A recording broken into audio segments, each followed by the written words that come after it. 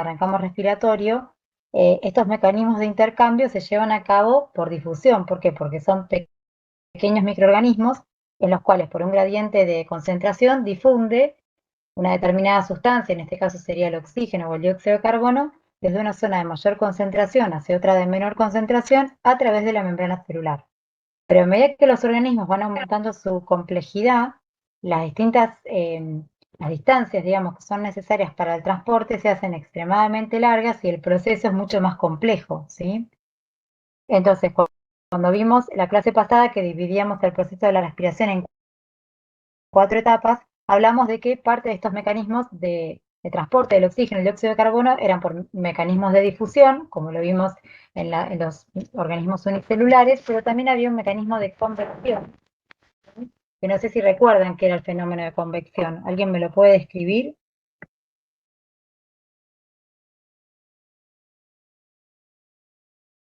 ¿Quién Era recuerda? cuando una sustancia estaba contenida y pasaba hacia un flujo o algo así era.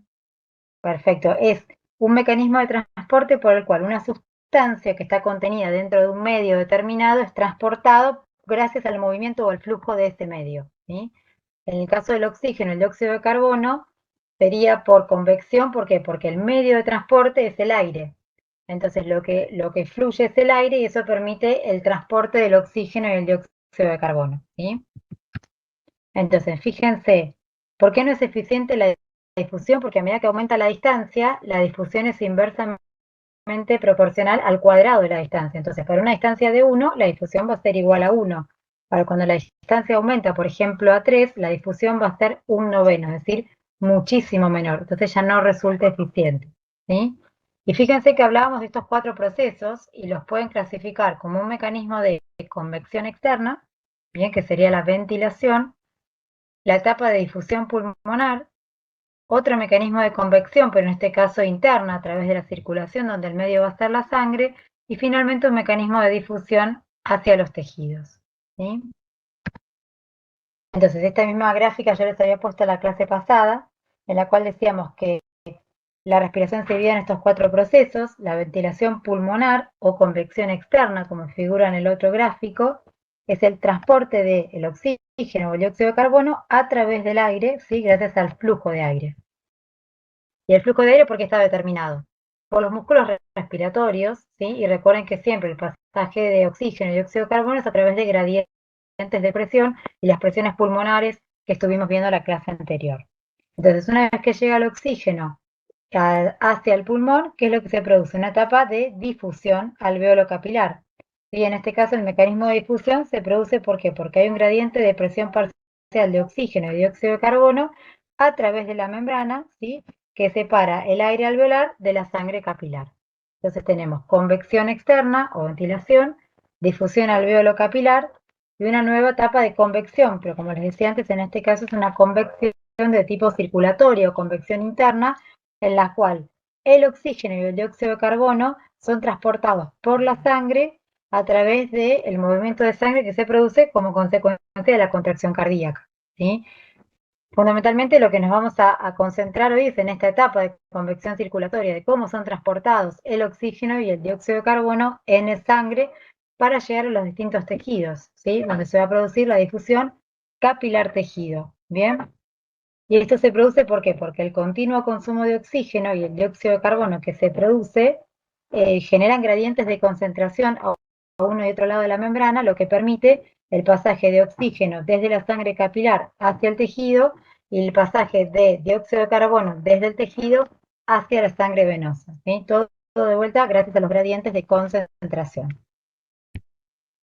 Entonces, ¿cómo se va a transportar el oxígeno en la sangre? Fíjense que usted puede ser transportado de 2 formas, ya sea disuelto en el plasma y en el líquido intracelular del glóbulo rojo, que representa solo el 2% de la modalidad de transporte del oxígeno, o bien combinado con la hemoglobina, que es la forma más eficiente y representa el 98% del transporte de oxígeno.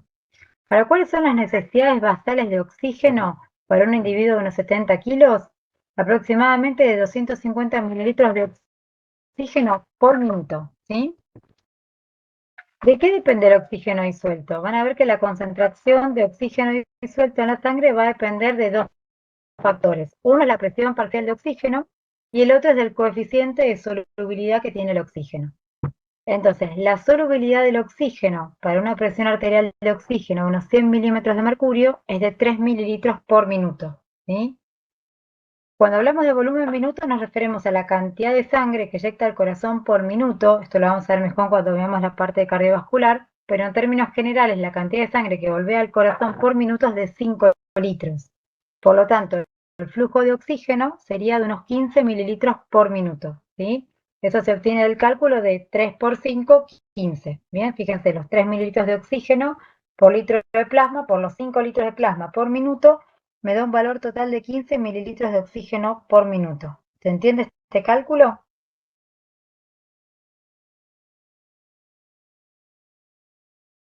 ¿Sí? ¿Puedes repetir, profe?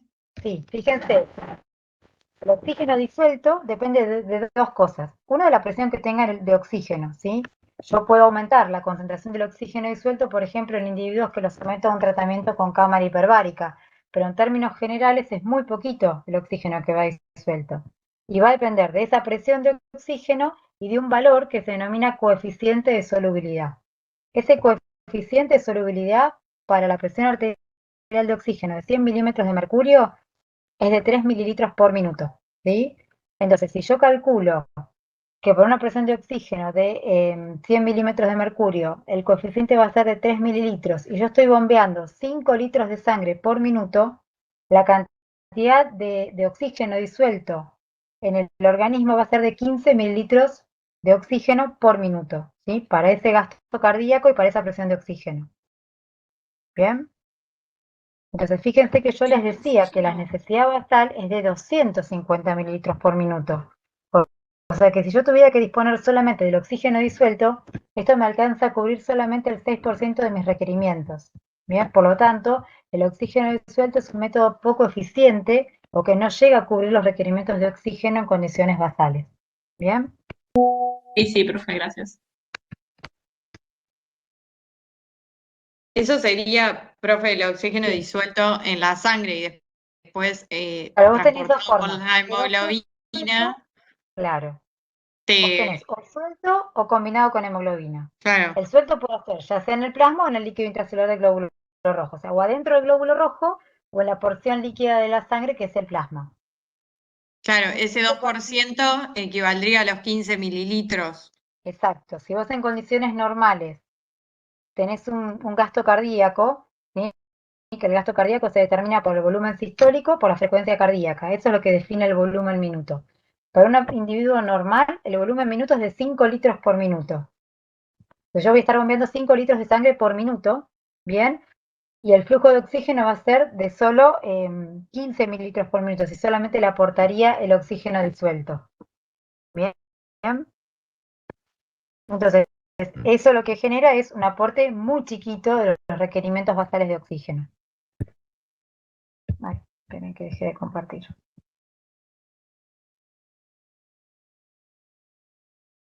Bien. ¿Ahí se ve? Sí.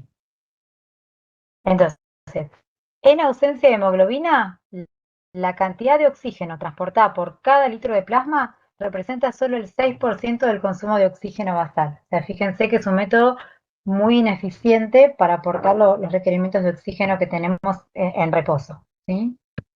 Entonces, la otra modalidad por la cual el oxígeno se transporta en sangre es combinado con la hemoglobina. ¿Bien? ¿Se acuerdan? Como habíamos visto en sangre, la concentración de hemoglobina es la cantidad de hemoglobina que tengo por cada decilitro de sangre. ¿Bien? En hombres el valor normal es de 13 a 15 gramos por decilitro, en la mujer este valor es de 12 a 15 gramos por decilitro. ¿Recuerdan la estructura de la hemoglobina? ¿Quién me la puede describir? ¿Se acuerdan? ¿Se animan?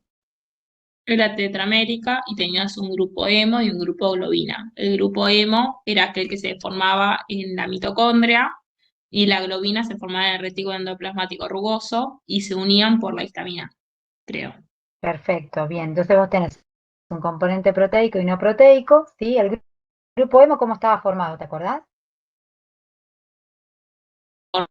Formado estaba por hierro, protoporfirina, por la porfirina y las cadenas alfa y beta.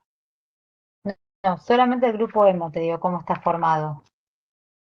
Vos tenés que la hemoglobina está formado por la porción proteica y no proteica. La porción proteica son las cadenas alfa y beta de globina, ¿sí? Pero la no proteica es lo que se conoce como grupo hemo. Y ese grupo hemo, ¿cómo está formado? ¿No era por la Por protoporfirina protoporfirina 9? 9 unido Esa y al el, unido al y el hierro en hierro. estado ferroso, ¿bien? O algunos lo llaman ferroprotoporfirina o grupo hemo, ¿bien? ¿Cómo se llamaba la hemoglobina cuando tenía el hierro en estado férrico? ¿Se acuerdan?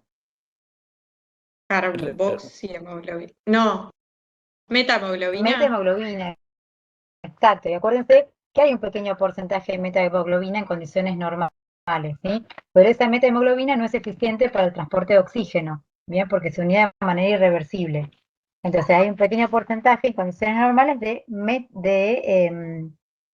metahemoglobina, ¿bien? Entonces, otro dato importante, recuerden que la hemoglobina no se oxida y reduce, sino que se oxigena y desoxigena. Bien, este concepto es importante. La unión del oxígeno y la hemoglobina no genera reacciones de oxidación, sino de oxigenación y desoxigenación. Entonces, fíjense que la combinación de la hemoglobina con el oxígeno, ¿sí?, se realizaba mediante la ruptura de una valencia del hierro con la histidina, bien, de la cadena de globina, con la que formaba el enlace hierro-oxígeno. Entonces, acuérdense que dentro del grupo hemo teníamos el hierro en estado ferroso con 6 valencias, 4 de las cuales se unían al grupo nitrógeno del anillo pirrólico de la protoporfirina. Y las otras 2 enlaces se unían a los residuos de histidina de la cadena de globina. Bien. Cuando se unía el oxígeno, es decir, que la hemoglobina pasaba a estar oxigenada, se producía un cambio conformacional en la molécula de la hemoglobina que pasaba de una forma tensa a una forma relajada.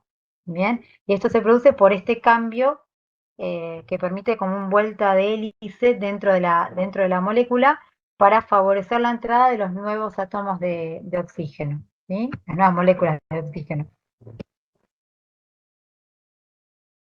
Entonces, fíjense, cada 1 gramo de hemoglobina se transporta 1,39 mililitros de oxígeno, pero eso solo si la hemoglobina fuera químicamente pura. Acuérdense que les dije que un pequeño porcentaje de la hemoglobina es la metahemoglobina.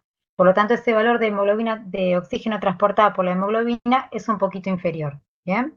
Entonces recuerden que 4 moléculas de oxígeno hay por cada molécula de hemoglobina. ¿Bien?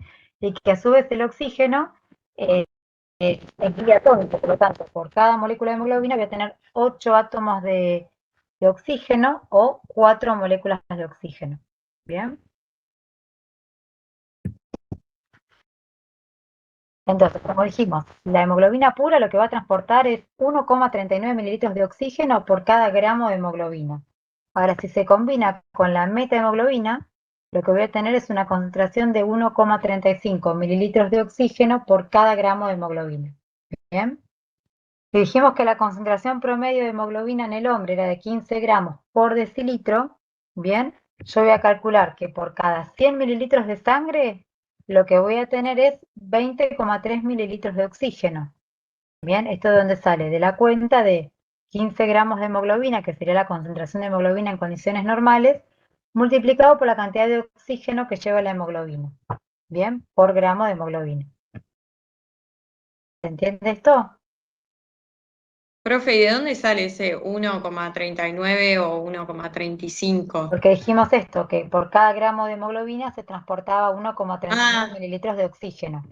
Esto sí era puro, pero esa concentración cae a 1,35 por la presencia de la metahemoglobina. ¿Bien? Ah, profe, una pregunta, ¿nunca se encuentra completamente puro? O sea, ya se toma como el valor de Siempre hay puro. metahemoglobina. Algunos Ah, de los hierros pasan a estado férrico, entonces no tienen capacidad de transporte. El porcentaje era muy poquito en sangre, pero nunca está en estado puro. claro, claro. Gracias, profe. Entonces, si yo tengo que por cada 100 mililitros de sangre voy a tener 20,3 mililitros de oxígeno.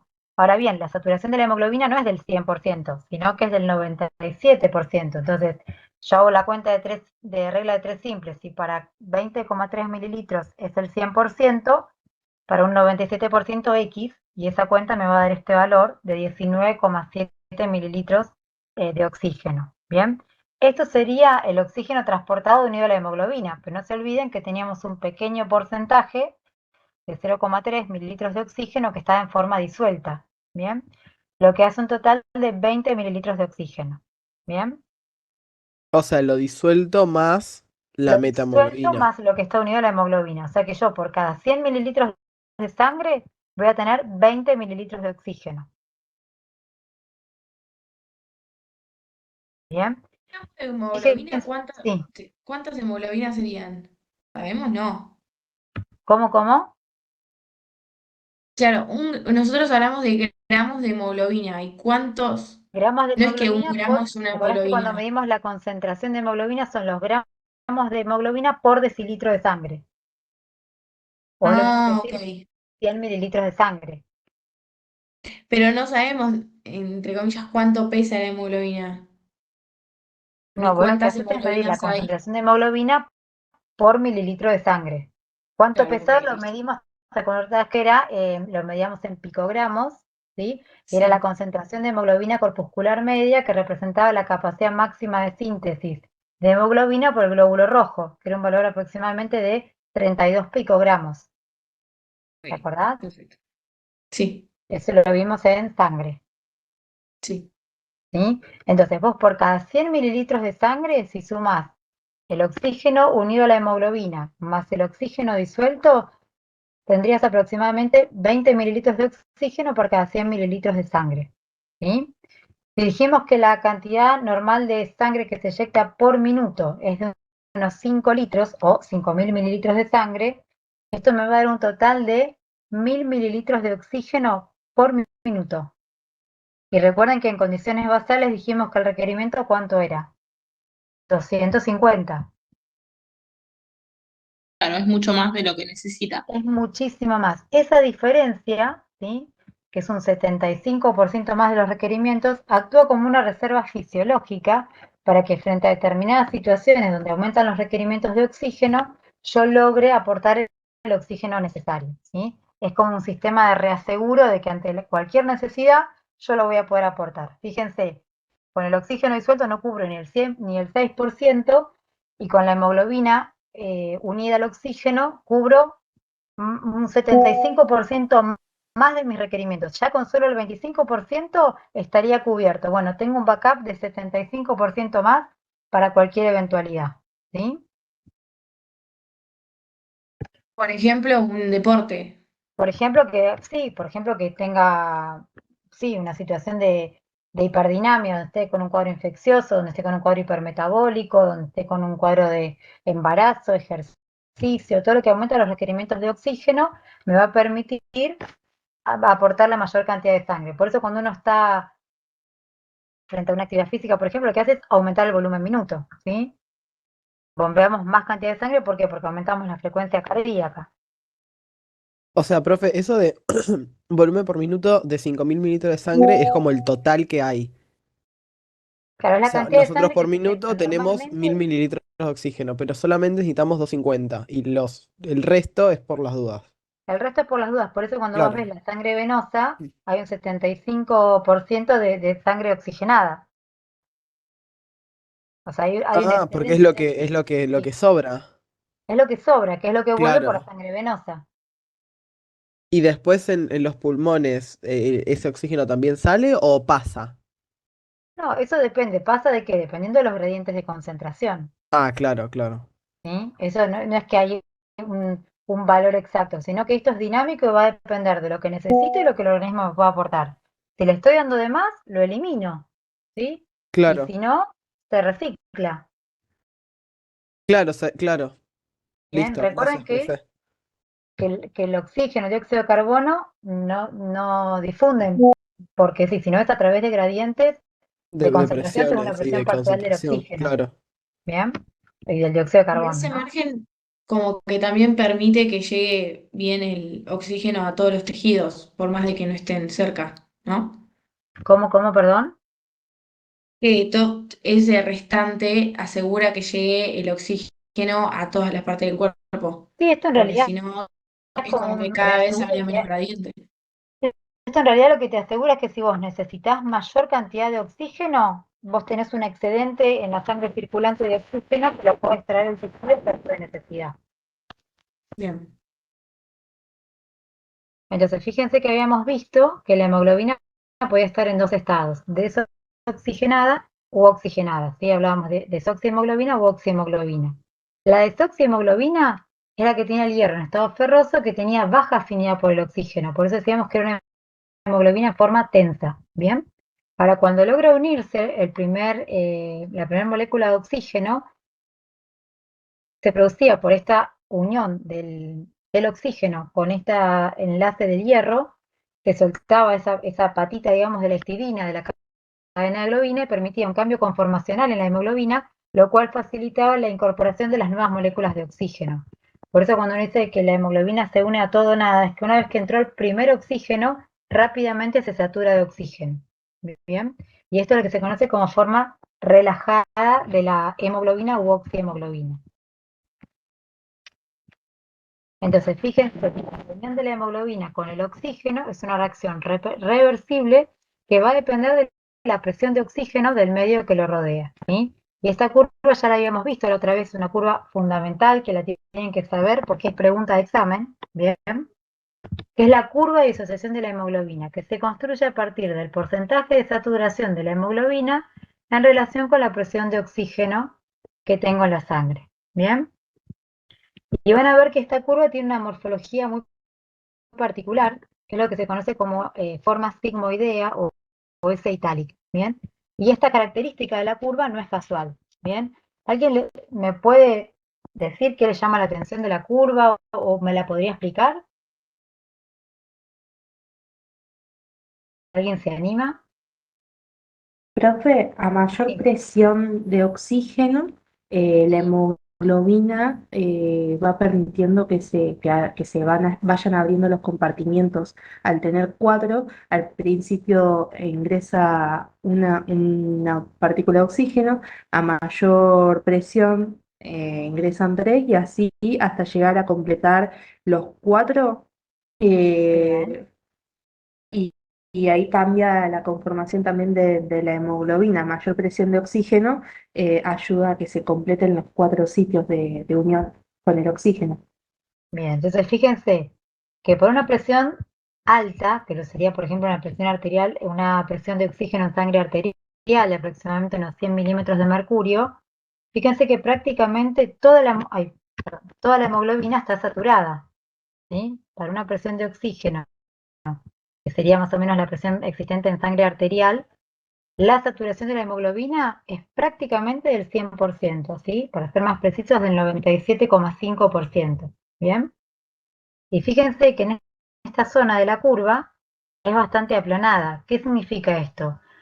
Que aunque haya variaciones en la presión de oxígeno en la sangre arterial, prácticamente no hay variaciones importantes en cuanto a la saturación de la hemoglobina.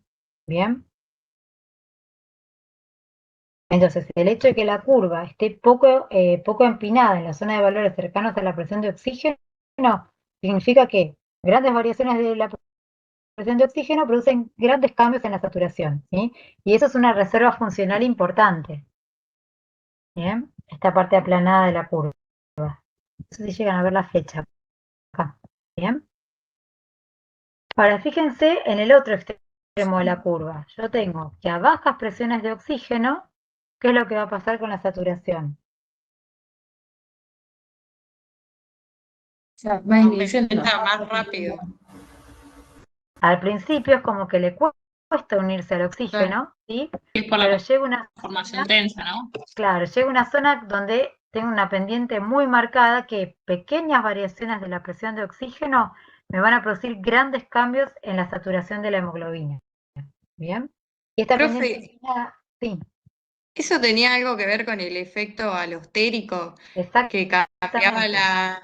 la conformación de la molécula? Esto que veíamos antes pasa de una forma tensa a una forma relajada. Entonces, una vez que entró el primer oxígeno, rápidamente, por un efecto de cooperativismo, se unen los otros oxígenos. ¿Sí? Entonces, esto hace que una vez que comenzó a saturarse, las pequeñas variaciones en la presión de oxígeno me van a producir grandes aumentos en la saturación de la hemoglobina. ¿Bien? Ahora, fíjense, cuando uno habla de saturación al 100%, se refiere a que todas las moléculas de hemoglobina están saturadas.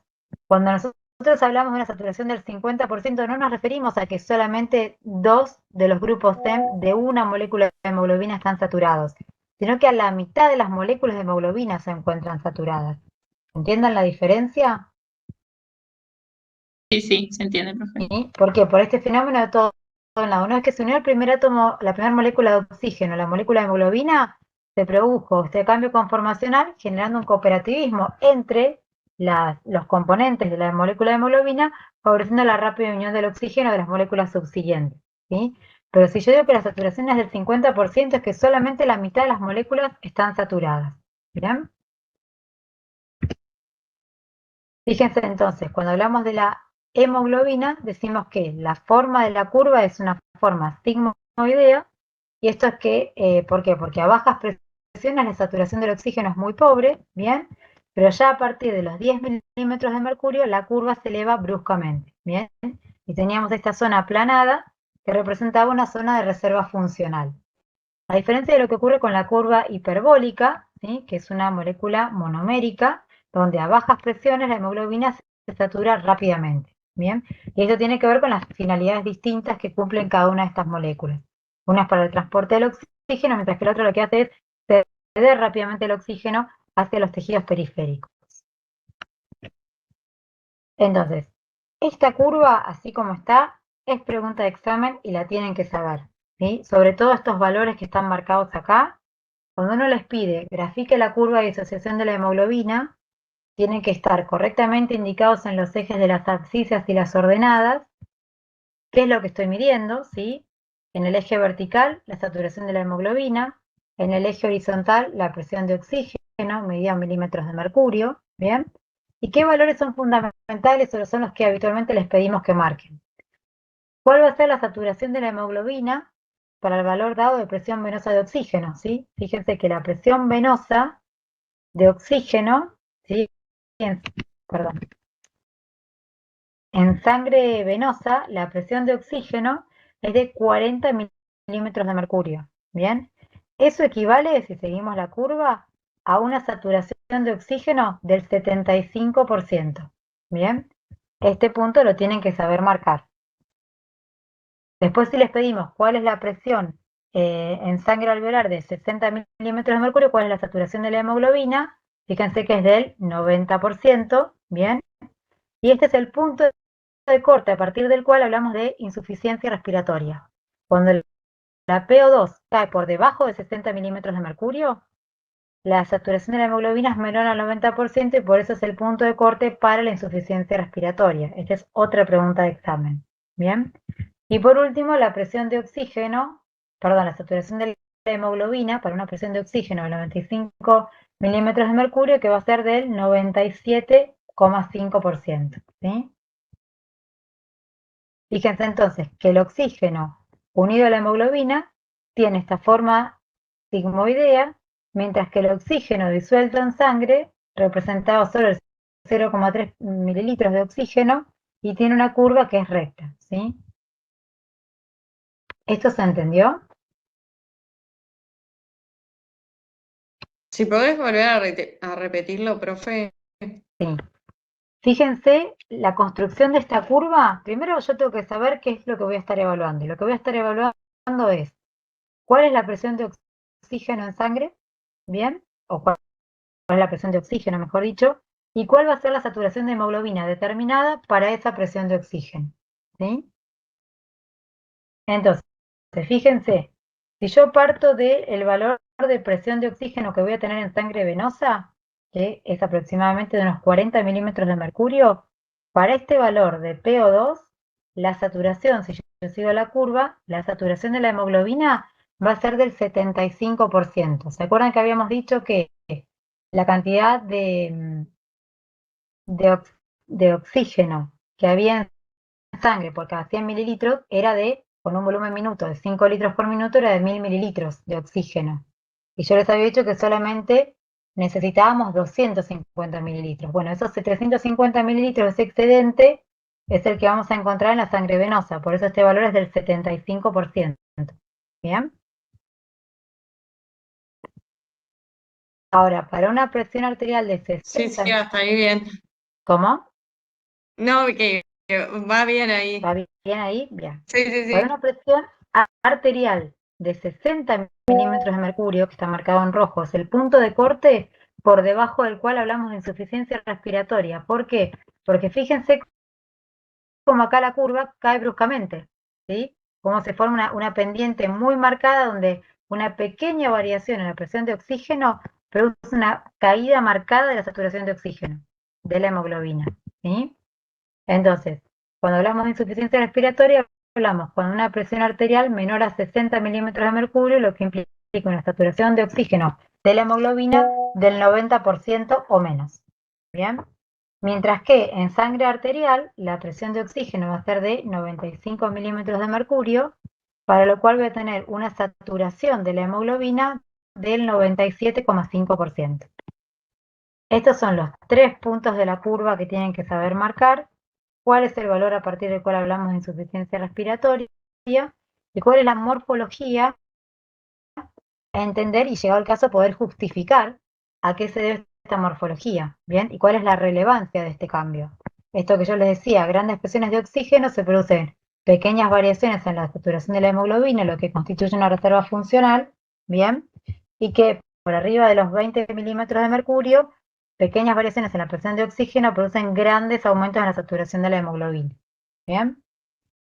Profe, una Bien. pregunta. ¿Podemos verlo como que la presión de oxígeno va a ser directamente proporcional a la saturación de oxígeno? Entonces, a mayor presión de oxígeno va a tender a aumentar su saturación. Eso si fuera una Puede ser. curva recta. Esto si vos Ah, tuvieras ok.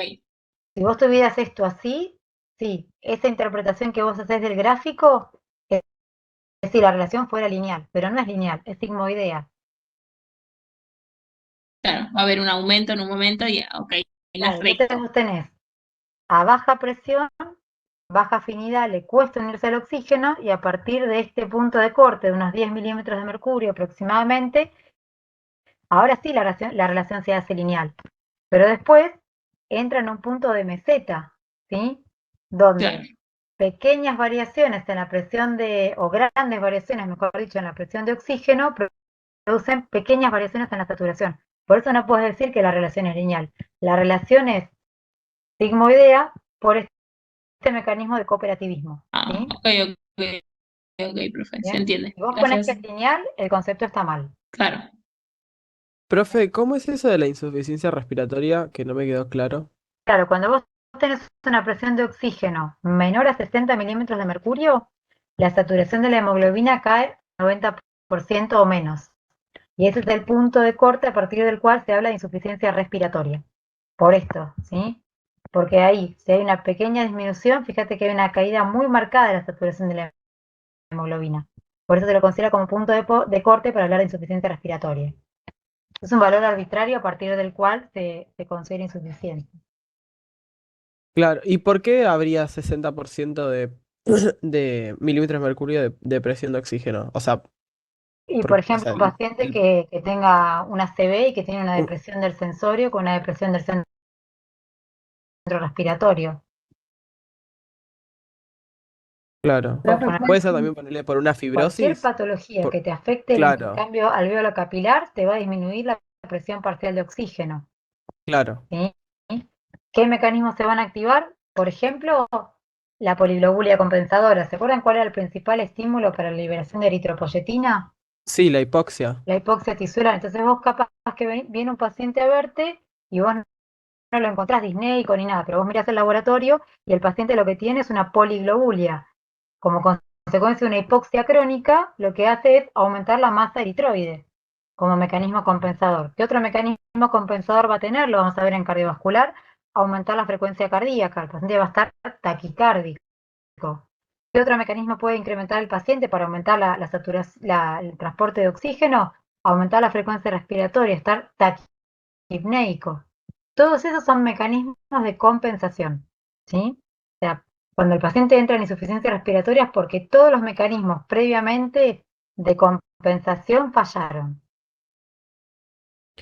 Claro, porque o sea, que haya 60 mililitros de mercurio de presión de oxígeno Sí, hace que no toda la hemoglobina esté saturada. claro, por Entonces, si eso hay cae la saturación de la poliglobulia, hay como hemoglobina. más hemoglobina que se satura, pero no en un mismo glóbulo rojo, sino en muchos. Y por eso no está con disnea. Claro, y lo que pasa Claro, es que tenés esta pequeña variación, donde si cae más todavía la presión de oxígeno, bueno, ahí va a haber una caída brusca de la saturación de la hemoglobina y ahí ya el paciente entra en insuficiencia respiratoria. Por eso es el punto de corte para estar alerta, ¿sí? claro. PO2 menor a 60, insuficiencia respiratoria. Listo. Ahí lo entendí bien. Gracias, profe. No de 60, sino menor a 60, ¿sí?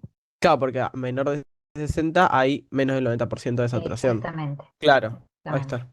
¿Mm?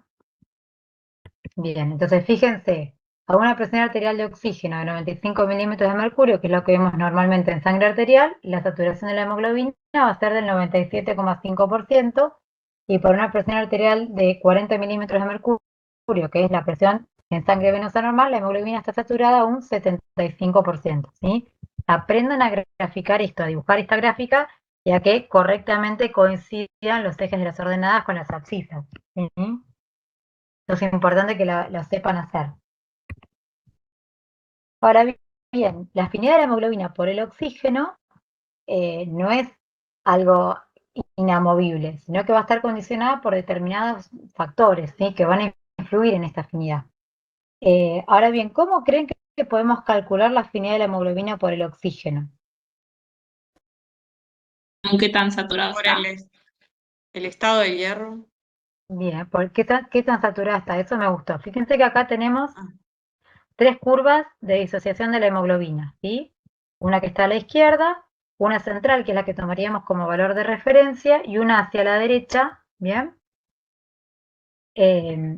Fíjense que las 3 curvas son iguales, pero una está desplazada hacia la izquierda y otra hacia la derecha. Y acá está marcado un punto, ¿bien? Que equivale a la saturación de la hemoglobina al 50%. ¿Bien? Entonces, ¿cómo podemos estimar la afinidad de la hemoglobina por el oxígeno? Calculando el valor de la presión de oxígeno necesaria para obtener una saturación de la hemoglobina del 50%. ¿Bien? Ese valor, a partir del cual yo logro que el 50% de mi hemoglobina esté saturada, es lo que se conoce como P50. ¿Bien? En condiciones normales, en sangre humana, la P50 es de 27 milímetros de mercurio. Según el libro van a ver 26, 27, pero lo importante es esto, que yo puedo evaluar la afinidad de la hemoglobina a partir del valor de P50, es decir, presión de oxígeno necesario para que la mitad de mi hemoglobina esté saturada. ¿Sí? ¿Esto se entendió? ¿Podrías repetir, profe? Sí. Fíjense, punto de referencia, esta curva. ¿Bien? Entonces, ¿cómo defino la afinidad de la hemoglobina por el oxígeno? Por el valor necesario de presión de oxígeno, ¿sí? A partir del cual yo logro que la mitad de mi hemoglobina esté saturada. O sea, ¿cómo hago para obtener una saturación del 50% de la hemoglobina? Bueno, esa presión de oxígeno necesaria para lograr esa saturación es lo que se conoce como P50. ¿Bien? Cuando hay un aumento de la afinidad de la hemoglobina por el oxígeno, lo que va a pasar es, ¿qué creen con la P50? ¿Aumenta o disminuye? ¿Cómo, profe? ¿Cómo es la Si yo pregunta? tengo un aumento de la afinidad de la hemoglobina por el oxígeno, ¿qué va a pasar con la P50? ¿Aumenta o disminuye? Aumenta Aumenta. Disminuye. la saturación. A ver, pensemos. Este es mi punto de referencia, ¿sí? Disminuye. Si yo tengo más afinidad, ¿voy a necesitar mayor presión de oxígeno o menor presión de oxígeno? Ah, no, menor. Menor. Y ahí Menor. se forma la curva Entonces sigmoidea. fíjense que se desplaza. La que está a la izquierda, claro. La curva es igual, lo que va a estar desplazado es hacia la derecha o hacia la izquierda. Entonces, si A la yo tengo derecha. una mayor afinidad del oxígeno por la hemoglobina, o mejor dicho, de la hemoglobina por el oxígeno, mi curva va a estar desplazada hacia la izquierda. ¿Por qué? Porque voy a necesitar una menor PO2 para obtener el 50% de la hemoglobina saturada. Por el contrario, cuando yo tengo una disminución de la afinidad de la hemoglobina por el oxígeno, lo que voy a tener es un desplazamiento de la curva hacia la derecha y voy a necesitar una mayor presión de oxígeno para lograr el 50% de mi hemoglobina saturada. ¿Sí? Profe, Más o ¿y menos. ambas son malas o no? No, estos son mecanismos de adaptación. Fíjense, ¿qué factores son los que van a hacer que disminuya o aumente la afinidad de la hemoglobina por el oxígeno? El pH, la PCO2, la temperatura y el 2,3-difosfoglicerato. ¿Sí? ¿De qué manera van a regular la afinidad de la hemoglobina por el oxígeno? El cambio de la afinidad de la hemoglobina por el oxígeno, que está inducido por estos factores, es consecuencia de la combinación con aminoácidos de las cadenas alfa y beta de la hemoglobina que generan cambios conformacionales. ¿Sí? Profe, ¿Lo repetí, profe, Sí. eso? Fíjense, ¿qué es lo que va a generar que tenga mayor o menor afinidad? Que estas sustancias que van a regular la afinidad de la hemoglobina por el oxígeno van a generar cambios conformacionales en mi molécula de hemoglobina. ¿De qué manera? Uniéndose a los aminoácidos de las cadenas de globina, ya sea alfa o beta. ¿Sí? Y eso va a generar un cambio en la conformación. Claro, algo profe, habíamos visto como que el dióxido de carbono tenía mayor afinidad que el oxígeno. Entonces eso interfiere en la afinidad con el oxígeno. No, porque no se unen en el mismo lugar. ¿Vos Ah, estás diciendo que se une ¿Sí? en la Vos lo que parte estás diciendo es que el proteica? dióxido de carbono es más claro. difusible que el oxígeno, pero no actúan uniéndose en el mismo lugar. Si se unieran, si se unieran en el mismo sitio, ¿qué es lo que tengo? Carboxihemoglobina.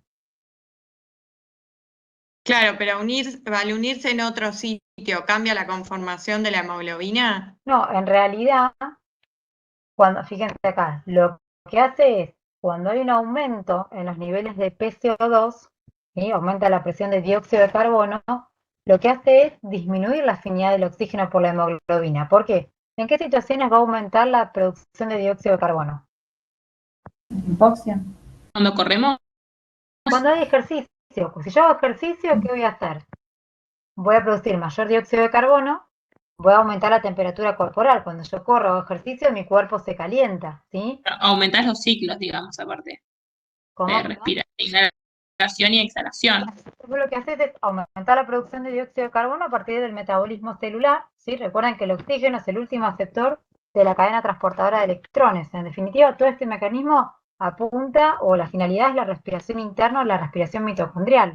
Entonces yo voy a tener mayor consumo de oxígeno, con mayor producción de dióxido de carbono, aumenta el metabolismo, entonces voy a tener un aumento de la temperatura corporal, voy a tener aumento de la glucólisis, ¿sí? O sea, la degradación de la glucosa, ¿para qué? Para la generación de ATP necesaria para el ejercicio. Entonces lo que voy a tener es una mayor producción del 2,3-difosfoglicerato, que en realidad es un metabolito intermedio de la vía glicolítica, y como consecuencia de eso va a haber una mayor producción de hidrogeniones. ¿Sí? Alta concentración de hidrogeniones es pH bajo. ¿Bien? Entonces, la afinidad de la hemoglobina por el oxígeno se puede estimar por el valor de PO2, perdón, necesaria para obtener la saturación del 50%. ¿Sí? ¿Y en qué situaciones va a aumentar? Entonces, fíjense, si yo estoy haciendo ejercicio, voy a necesitar que la hemoglobina me ceda más oxígeno o no. Yo Sí. estoy corriendo, aumenté mi temperatura corporal, estoy generando ácidos, estoy generando glucólisis, aumentando la concentración de mediadores o intermediarios de la glucólisis. Yo que necesito mayor aporte de oxígeno, entonces la afinidad de la hemoglobina por el oxígeno tiene que disminuir. Y ¿Por qué la tiene que curva disminuir, profe, la afinidad? Si vos no tenés que llevar ese tiene oxígeno que hacia todos Claro, los liberar el pienso lo tejidos, oxígeno no a le... mismo. los tejidos. ¿Cómo, Me cómo, tiene que profe, liberar el repetilo? oxígeno a los tejidos porque yo estoy necesitando oxígeno. Claro, Ah, afinidad para que para se dársela al libere más tejido Para que se rápido. libere el Claro. oxígeno a los tejidos, yo Ah, estoy Claro, porque la necesitando hemoglobina, oxígeno. claro, ¿Se claro. entiende? Sí. Estamos viéndolo desde otro enfoque, sí, entendí. Claro, el tema es ese, yo estoy corriendo, estoy haciendo ejercicio, estoy aumentando la temperatura, estoy aumentando la glucólisis, productos intermedios de la glucólisis, estoy bajando mi pH. Yo necesito que la afinidad disminuya. ¿Para qué? Claro, Para para poder poder llenarnos usar de ese oxígeno oxígeno que y estoy liberar ese recibiendo. dióxido más rápido. En No, en el otro extremo, si yo tengo baja PCO2, disminución de la temperatura, disminución del 2,3-difosfoglicerato, aumento del pH, lo que voy a tener es una mayor afinidad, ¿sí? Por la hemoglobina. ¿Bien? Entonces, Y cuando en tenga eso, una menor afinidad, la curva se va a ¿cuándo quiero, desplazar. ¿Cómo, perdón? en qué momento quiero subir la afinidad? Claro. Eso depende de las estoy condiciones tranquilo. basales. Cuando estoy durmiendo, por ejemplo, Por ejemplo, ¿sí? Fíjense, Ok. Como que no lo requiero. Entonces subo la afinidad para que no esté esto liberándose en los tejidos. continuamente, esto está regulándose, esto no es estático, no es lo mismo la temperatura corporal cuando uno está en actividad a cuando está durmiendo, ¿sí? Van a ver que continuamente tenemos mecanismos buffer, ya lo vamos a ver cuando veamos sistemas ácido-base que regulan el pH, ¿sí? ¿Saben qué es el pH? Sé, la sé que cantidad, claro, la acidez, como la claro, cantidad de hidrógenos puede ser, qué tan ácido, qué tan de básico es. protones, algo así. Bien, en realidad el pH puede ser ácido o puede ser, o sea, ácido o alcalino, ¿sí? Ácido o base. Pero en realidad el pH es menos el logaritmo de la concentración de hidrogeniones. Es tan baja la concentración en condiciones normales de hidrógeno que se mide como la inversa del logaritmo, ¿sí? Es menos el logaritmo de la concentración de hidrogeniones. ¿Por qué? Porque es muy estrecho el control que tenemos de pH. ¿Bien? Entonces, fíjense cómo la producción de hidrogeniones tiene que estar también estrictamente regulado a través de uno de los mecanismos buffer, que son las proteínas de la sangre. Bien, por eso ya lo vamos a ver más adelante. Uno de los buffers del sistema ácido-base es el pulmón y el otro es el riñón. Bien, por eso, ya después lo vamos a ir viendo y cerrando varios conceptos, ¿sí? Entonces, yo en caso de que esté haciendo ejercicio, lo que voy a hacer es tratar de disminuir la afinidad de la hemoglobina por el oxígeno para que me aporte el oxígeno necesario hacia los tejidos, ¿bien? Y el caso extremo, en el caso contrario, aumentar la afinidad, ¿bien? Entonces, cuando tengo una mayor afinidad, la curva se va a desplazar hacia la izquierda. ¿Qué significa esto? Que voy a necesitar una menor PO2, una menor, perdón, P50, para lograr una menor presión de oxígeno para lograr una saturación de la hemoglobina del 50%. ¿Bien? Entonces, como yo les dije antes, que es el 2,3-difosfoglicerato, es un producto intermedio a la degradación de la glucólisis, ¿sí? Que se produce en situaciones de ejercicio y que hace que el oxígeno se libere más fácilmente de la hemoglobina. ¿Por qué? Porque se unía, como dijimos antes, a los aminoácidos de las cadenas de globina, generando un cambio conformacional o un cambio alostérico. ¿Bien? ¿Y alguien leyó el efecto Bohr? ¿Alguien me lo puede explicar?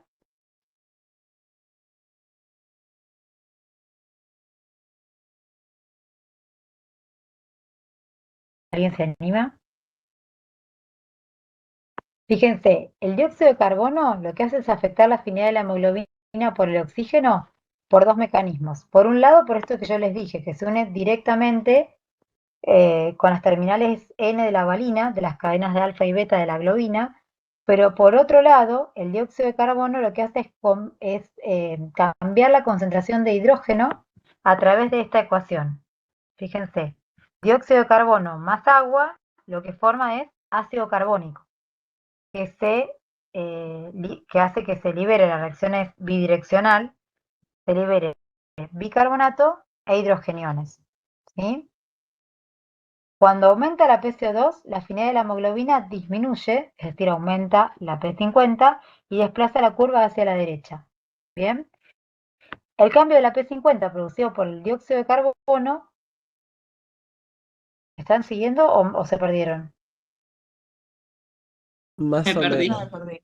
Sí, está medio complicado. A ver, yo estoy haciendo ejercicio, ¿sí? ¿Qué es el efecto Bohr? Es el fenómeno que ocurre en los tejidos y que favorece favorece la liberación de oxígeno por parte de la hemoglobina. Por eso decimos qué pasaba con la afinidad.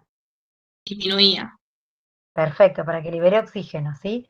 Este efecto es producido por los protones hidrógeno o los hidrogeniones que se liberan por la disociación del ácido carbónico y por la formación de compuestos carbamínicos. ¿Bien? Ellos se unen a residuos de aminoácidos específicos en las Profe, ¿pero cadenas qué de es el globina. ácido carbónico? ¿Cómo, perdón? ¿Qué es el ácido Vos tenés carbónico? dióxido de carbono Mm. más agua, forma el Sí. ácido carbónico. Ah, ok. Y el ácido carbónico se va a disociar en bicarbonato e hidrogenión. Ok. ¿Ese agua tiene que ver con la transpiración o no? O Eso sea, es a con la nivel temperatura. celular. ¿Eso qué sucede en el ejercicio? Claro, siempre vieron que el producto de degradación es dióxido de carbono y agua. Cuando vieron, ¿se acuerdan cuando vieron en ARTI Sí, 1 ciclo de Krebs? metabólico. Que se iban generando moléculas de ATP y el producto de degradación que era dióxido de carbono y agua. Claro, Claro. se Ah, ¿eso se unen y une? forman Claro, eso. entonces dióxido de carbono se Ah, junta con el agua y forma ácido carbónico. Y ese ácido carbónico se disocia en bicarbonato e hidrogenión, pero a su vez el bicarbonato y el hidrogenión se pueden volver a unir, por eso es bidireccional, y formar ácido carbónico y eliminarlo como dióxido de carbono y agua. ¿Bien? Ah, pueden pasar cualquiera de las dos. Puede ser, esto es bidireccional, ¿sí? Claro, pero en ejercicio se liberan. En el ejercicio voy a estar aumentando la producción de dióxido de carbono, ¿sí? Que combinado con el agua va a formar este ácido carbónico y eso va a hacer que se degrade en bicarbonato e hidrogeniones, ¿sí? Algunos hablan del efecto Bohr del dióxido de carbono y otros del efecto Bohr de ácido fijo, que tiene que ver con esto, con la producción de hidrogeniones. Entonces fíjense que por aumento de la producción de dióxido de carbono y por aumento de la producción de hidrogeniones, lo que voy a estar haciendo es disminuir la afinidad de la hemoglobina por el oxígeno. Profe, una pregunta, o sea, no sé cómo explicarlo bien, pero digamos que esa disminución de la afinidad, por ejemplo, que tenía la molécula de hemoglobina, era para poder prenderse o desprenderse rápido de ese oxígeno, ¿no?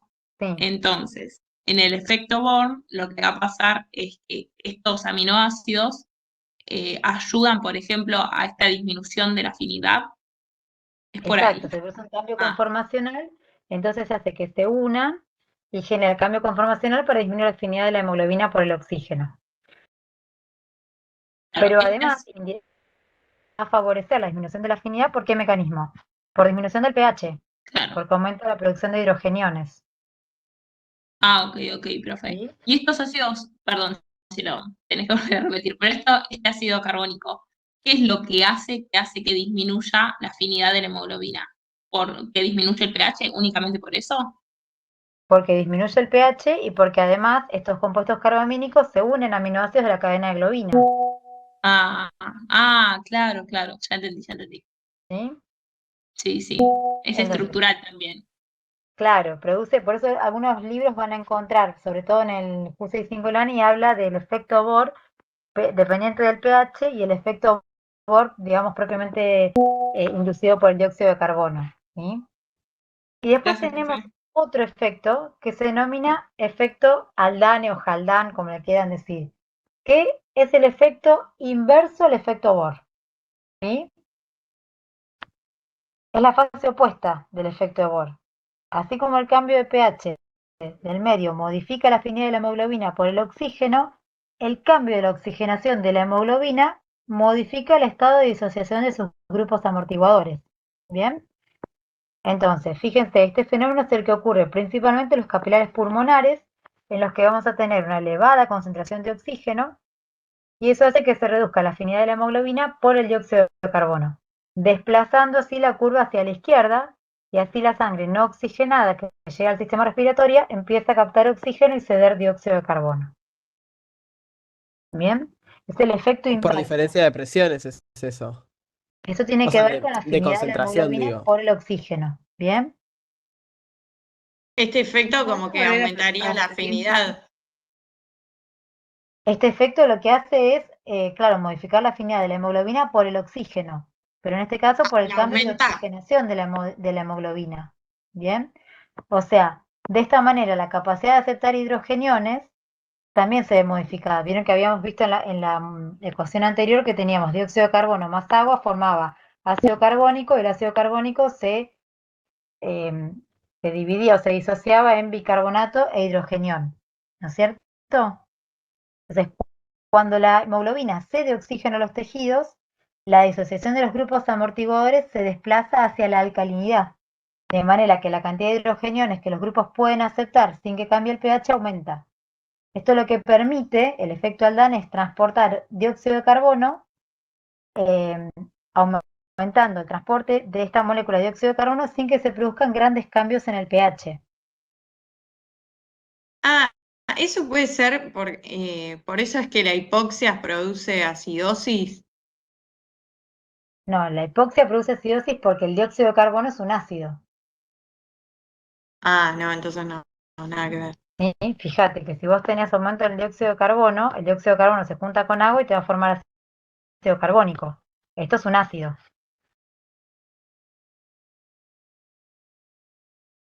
Que después vamos a ver uno de los mecanismos de lavar ese ácido es, por ejemplo, aumentar la frecuencia respiratoria. Vos podés eliminar el ácido a través del pulmón eliminando dióxido de carbono. Eso lo vamos a ver mejor cuando veamos ácido base. O sea, el pH disminuye porque se va el dióxido de carbono, básicamente. Entonces no Yo ocurre todo lavo lo que dióxido de dijimos carbono, que es antes. un ácido, el pH aumenta. Claro, no, digo en el efecto este. En el El efecto Aldán, básicamente lo que Haldane. permite es transportar dióxido de carbono sin que haya grandes cambios en el pH. No entiendo cómo hace para no generar ese cambio en el pH. ¿Cómo hace? Claro, vos dijiste que lo que hace es transportar el dióxido de carbono sin generar grandes cambios en el pH. ¿Cómo hace para no generar el cambio? Eso tiene que ver con la producción de dióxido de carbono. Ok, Bien, yo si después voy a quieren ver les de leo nuevo el video. textual como figura en el libro. Si quieren se los busco y se los leo textual. Pero básicamente, para que lo recuerden, es la inversa del efecto Bohr. O se acuerdan uno, se acuerdan otro, y la inversa es el efecto que no estudiaron. Como para hacerlo más sencillo, ¿sí? O sea, profe, en el efecto Bohr vas a tener un pH más ácido y en el efecto Haldane un pH más básico, digamos, o más tirando a neutro. Sí, en realidad lo que te permite el efecto Haldane es transportar mayor cantidad de dióxido de carbono sin que haya cambios en el pH. Eso es porque no va a haber, ¿cómo se llama el compuesto? Ácido carbónico. O sea, no va a haber tanta disociación de ácido carbónico. Claro, lo que hace es elevar el volumen de dióxido de carbono que la sangre pueda aceptar en los tejidos. ¿Por qué? Porque lo que permite es el intercambio rápido de oxígeno y dióxido de carbono. Bien. Fíjense, yo tengo en los capilares pulmonares, leamos lo que dice el texto.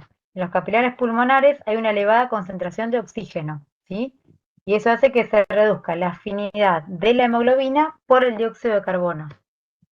Yo tengo la hemoglobina acá que está suelta, ¿bien? ¿Y qué es lo que va a pasar a nivel de los capilares pulmonares?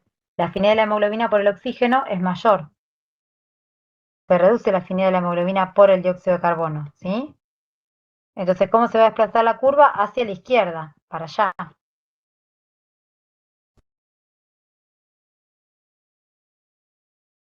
¿Se entiende? Si aumenté la afinidad, ¿qué significa aumentar la afinidad? Que voy a necesitar una menor PO2 para lograr una P50.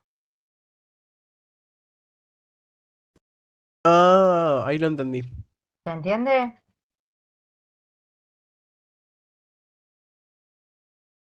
Más o menos. Entendí más el otro, pero si es la inversa, ya Es está. la inversa. Se dice que es la inversa, ¿sí? Yo si quieren, mire, les leo textual como dice el libro, que acá encontré la página. Dice, otra característica que favorece el transporte de dióxido de carbono es el llamado efecto Haldane o Haldane, que es la faz opuesta del efecto Bohr. Así como el cambio del pH del medio modifica la afinidad de la hemoglobina por el oxígeno, el cambio de la oxigenación de la hemoglobina modifica el estado de disociación de sus grupos amortiguadores. ¿Eso se entiende? Sí, creo que sí, profe. ¿Sí? Bien, entonces sigo. De esta manera, su capacidad de aceptar hidrógeno y por consiguiente de regular el volumen de dióxido de carbono que entra en la reacción también se modifica. Cuando la hemoglobina cede oxígeno a los tejidos, la disociación de los grupos amortiguadores se desplaza hacia la alcalinidad, de manera que la cantidad de hidrogenión que estos grupos pueden aceptar sin que cambie el pH aumenta. Esto eleva el volumen de dióxido de carbono que la sangre puede aceptar en los tejidos. El cambio opuesto en los pulmones favorece la eliminación de dióxido de carbono por la sangre. Al Claro, igual que profe, el puede ser efecto, que, ¿cómo? puede ser, profe, porque los hidrogeniones, esos que quedan de más, empiezan a ser aceptados por los amortiguadores, entonces no genera un cambio en el pH, queda como estable, Exactamente, sigue vamos a estando esta igual. ecuación. Es esta ecuación en el sentido inverso, ¿sí? Lo que va a estar, yo en uno lo que hice fue disminuir la afinidad, por eso la curva se desplaza hacia la derecha, y en la otra la curva se está desplazando hacia la izquierda, ¿sí? Porque lo que tengo es una mayor afinidad. Claro, Claro, ¿y qué son los amortiguadores, profe? Los amortiguadores son los los sistemas buffers. tampono-buffer que se usan en el estado ácido-base, que lo que hacen es evitar grandes variaciones en los niveles de pH, ¿sí? Ah, ok. Por ejemplo, las proteínas del plasma son un sistema buffer, el riñón es un sistema amortiguador, el pulmón es un sistema amortiguador. Ah, que Eso lo vamos a ver aceptan cuando veamos los ácido-base. electrones. O sea, ¿Cómo? los H. Que aceptan los hidrogeniones. Claro, lo que permiten es Claro, mantener, a pesar de las diferencias en las concentraciones de hidrogeniones, es amortiguarlos para que eso no se traduzca en un cambio del pH. ¿Sí? Por ejemplo, el claro. bicarbonato es un gran buffer. ¿Por qué? Porque si yo tengo hidrogeniones en exceso, lo que hace el bicarbonato es unirse a este hidrogenión en exceso para formar ácido carbónico y eliminarlo como dióxido de carbono y agua. Entonces,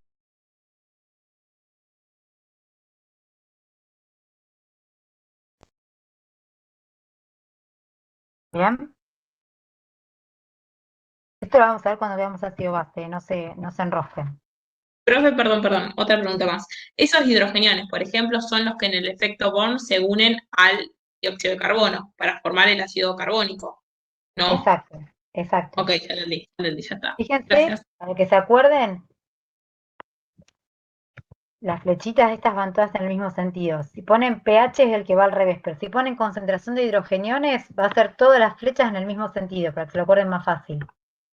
Entonces, ¿qué disminuye la afinidad? El aumento del 2,3-difosfoglicerato, el aumento de la temperatura, el aumento de la PCO2 o el aumento en la concentración de hidrogeniones. Cualquiera de esos aumentos disminuye la afinidad. ¿Bien?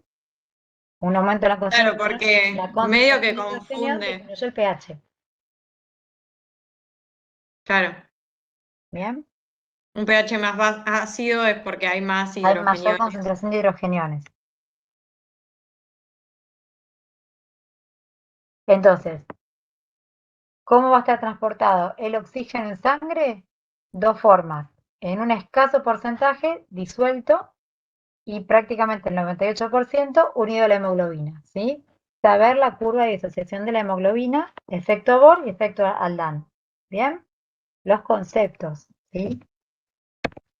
Ahora ya cortito y para terminar, ¿cómo va a estar transportado el dióxido de carbono en la sangre? El dióxido de carbono puede estar disuelto, aproximadamente un 10%, como bicarbonato en un 69%, o bien como grupo carbamino en un 21%. ¿Bien? O sea que podemos tener estas tres formas. ¿Sí?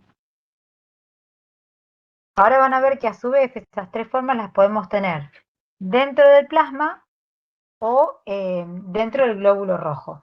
¿Sí? Entonces, fíjense lo que decía antes una compañera, el dióxido de carbono es 20 veces más difusible que el oxígeno. Es por eso que la PCO2 es similar en el extremo arterial con respecto al extremo venoso. ¿Sí? Tenemos en el extremo arterial una PCO2 de 45 milímetros de mercurio y a nivel de la presión alveolar es de 40 milímetros de mercurio. ¿Bien?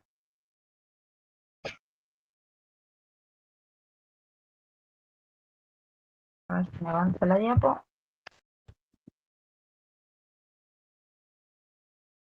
Claro, Ahí esto es está. porque difunde más rápido. Sí, porque es más difusible. Claro. ¿Bien? Ahora, fíjense lo que yo les decía. Si miran esta gráfica, es como que ya ahí resumimos absolutamente todo. Tenemos la membrana celular, ¿sí? La membrana endotelial, y tenemos el dióxido de carbono que puede estar en el plasma o dentro del eritrocito, ¿sí? De este dióxido de carbono vamos a tener que un 11% va a estar en plasma, mientras que el 89% restante va a estar dentro del eritrocito. A su vez, ¿cómo podemos encontrarlo? Fíjense, un 6% disuelto, ¿bien?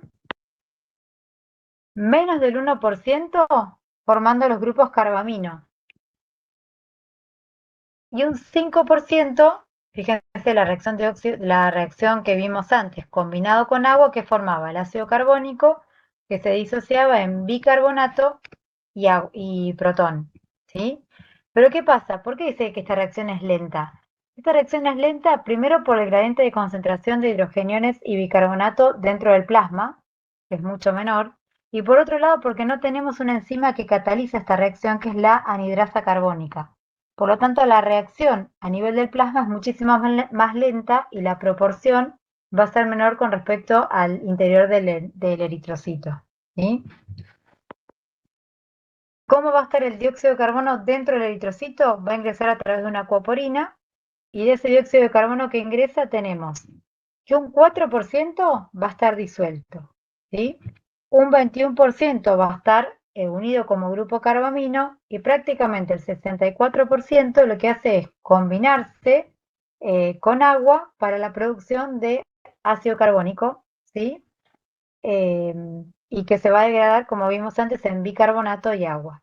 Bien, a su vez, por acción de un intercambiador de aniones, se va a producir el intercambio de bicarbonato, o sea, una carga negativa, por otra carga negativa con cloruro.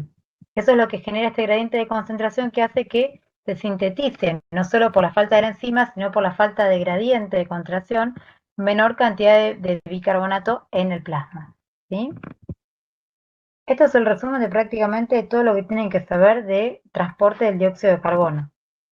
Entonces, cerca del 10% del dióxido de carbono se va a transportar libre, y el que se encuentra libre es el que representa la presión parcial del dióxido de carbono, que como dijimos era de unos 40 milímetros de mercurio, ¿sí? O sea que son 0,3 mililitros de dióxido de carbono disuelto por cada 100 mililitros de sangre. O sea, cuando hablamos de presión de dióxido de carbono nos referimos a la porción de ese dióxido de carbono que está suelto, ni unido con el bicarbonato, ni unido formando grupos carbamino. ¿Bien? Entonces fíjense, cerca del 69% del dióxido de carbono lo que se transporta es en el glóbulo rojo como bicarbonato. Esta es la principal forma de transporte del dióxido de carbono. Bueno, esta diapositiva es lo mismo que la anterior. Después estudian y ven la que más les gusta, pero es lo mismo de distintos libros, ¿sí?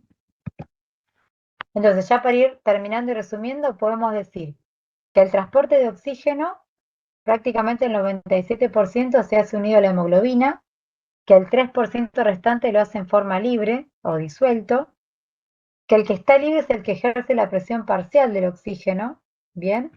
Que la presión de oxígeno arterial normal es de 95 milímetros de mercurio, lo que equivale a una saturación de la hemoglobina del 97,5%, y que para una presión venosa de oxígeno de 40 milímetros de mercurio, la saturación de la hemoglobina va a ser del 75%, ¿sí? Estos son los valores que marcamos en la curva de disociación de la hemoglobina que vimos antes.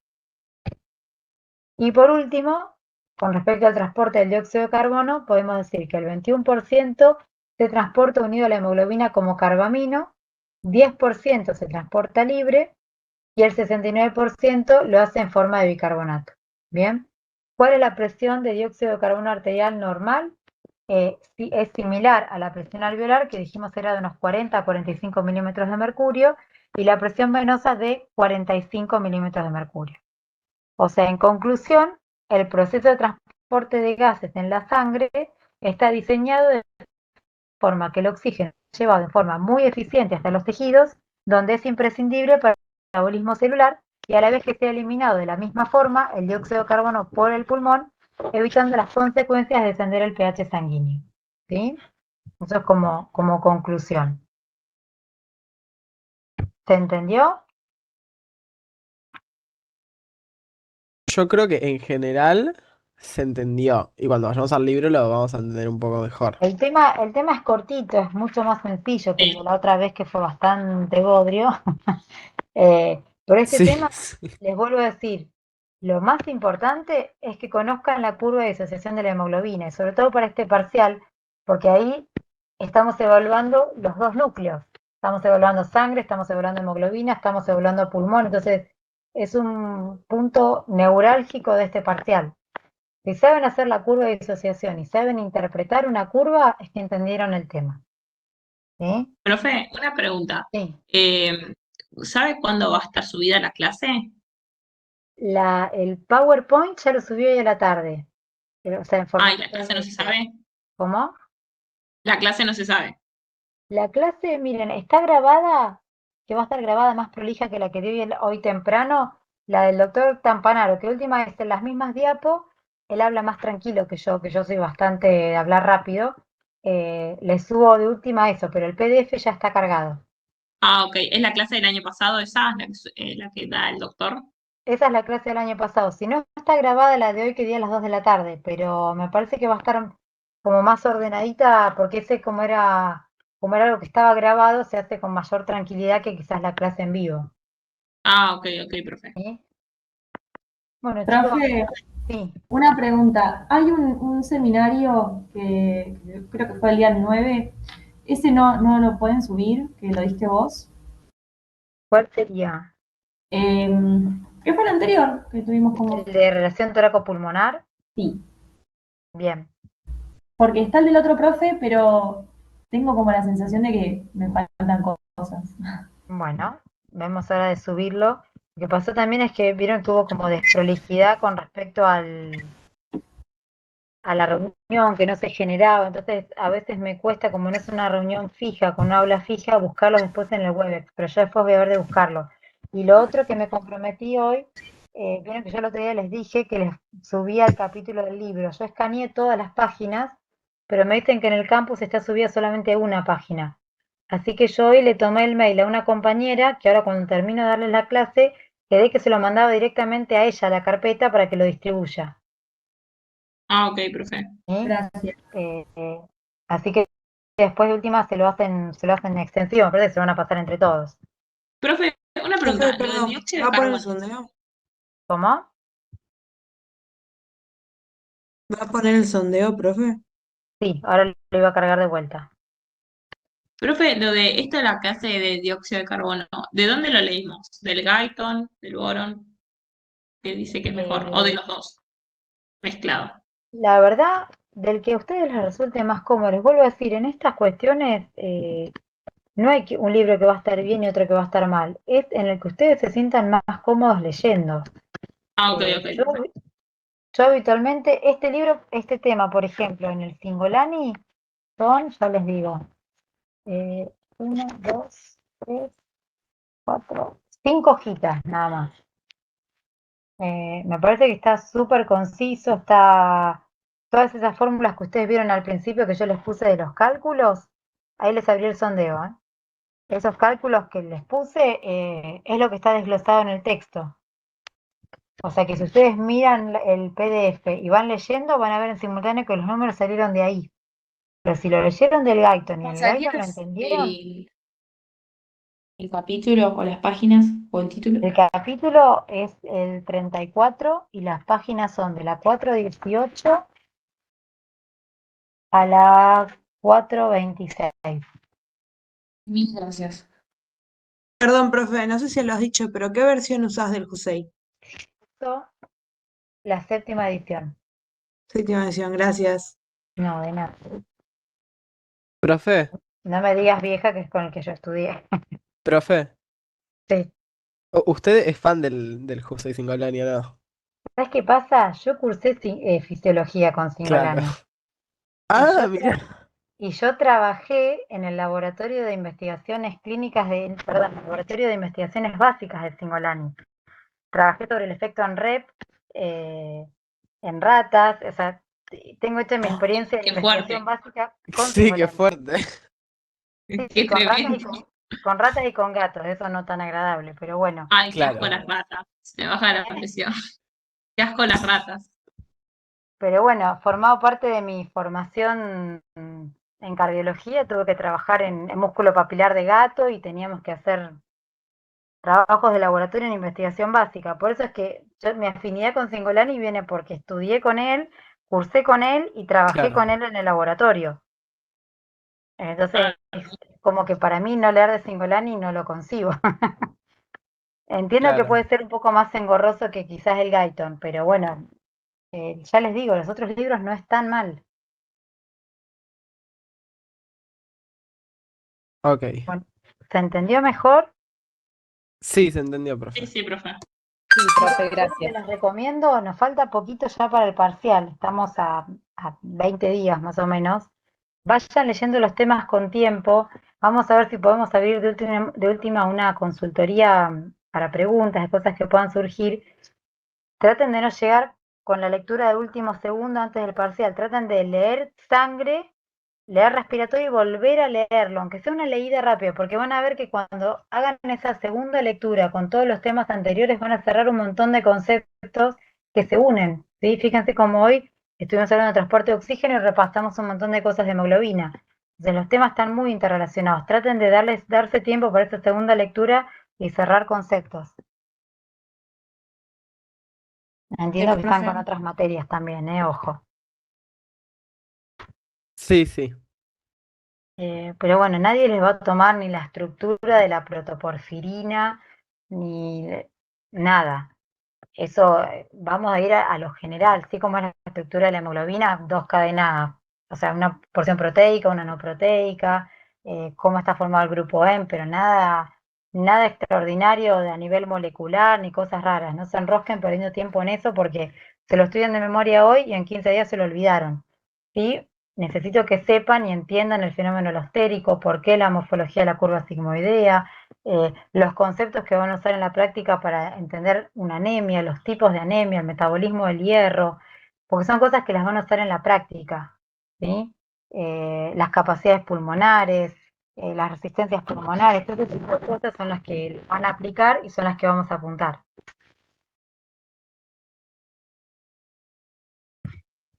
Bien, Ok, profe. bueno chicos, queda un minuto del sondeo y ya terminamos, ¿sí? La próxima clase creo que es ventilación perfusión, no recuerdo. Mientras termina el sondeo me fijo. Profe, una consulta. Sí, De- gracias. ¿De qué núcleo a qué núcleo entra el primer parcial? todo sangre y respiratorio.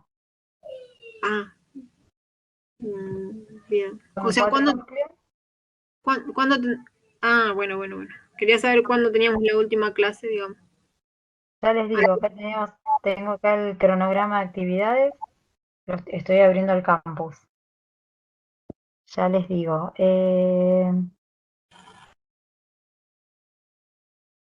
Hoy es transporte de oxígeno y dióxido de carbono. Esta semana tienen morfofisio.